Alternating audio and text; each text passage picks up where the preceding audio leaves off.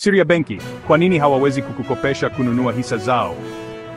Benki inakukopesha milioni kununua nyumba, gari au kuanzisha biashara, lakini haikukopeshi hata shilingi 10,000 kununua hisa zake mwenyewe.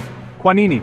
Leo nitakufunua siri ya benki na jinsi inavyojua kuwa hisa zake ni hatari kwa wewe na hata kwao wenyewe.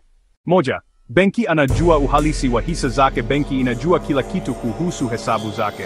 Anajua madeni yake mabaya, non-performing loans, yanakuwaje, mapato yake ya siri yanatoka wapi, hisa zake zinauzwa kwa bei ya juu kuliko thamani yake halisi. Kwa hivyo, anajua kuwa hisa zake zaweza kushuka ghafla na haitaki kukuweka hatarini. Mbili, sheria za udhibiti wa benki. Sheria za benki huzuia benki kukukopesha kununua hisa. Kwa nini? Kuzuia mashindano ya kutovuka mstari, insider trading. Benki inaweza kukutumia habari za siri ili ununue hisa. Kuepusha hatari kwa wawekezaji wadogo. Serikali inajua benki inajua zaidi na inataka kukulinda. Kudumisha imani ya umma. Ikiwa benki inakopesha watu kununua hisa zake, inaweza kusababisha bei ya hisa kuinuka kwa bandia. Tatu, benki hutumia fedha zako kwa faida yake. Benki haihitaji kukukopesha kununua hisa zake, inatumia fedha zako mwenyewe.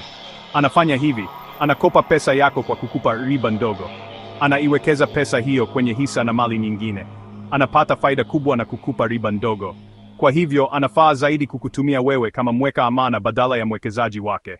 Ne, je, ni bahati mbaya au mpango? Hii si bahati mbaya, ni mpango. Benki anajua hisa zake ni sawa na kamari, anaweza kupata hasara kubwa. Ni bora kukukopesha wewe kuliko kujikopesha mwenyewe. Anataka kuepusha hatari yake na kukutwika wewe hatari. Kwa hivyo, anachagua kukutetea kwa kukukataza kuliko kukuharibia. Usiweke akiba yako yote kwenye hisa za benki moja. Tumia akili yako kwa kuwekeza kwenye hisa mbalimbali za sekta tofauti. Kutafuta ushauri wa kifedha kutoka kwa wataalamu. Kujifunza kuhusu hatari za uwekezaji kabla ya kununua.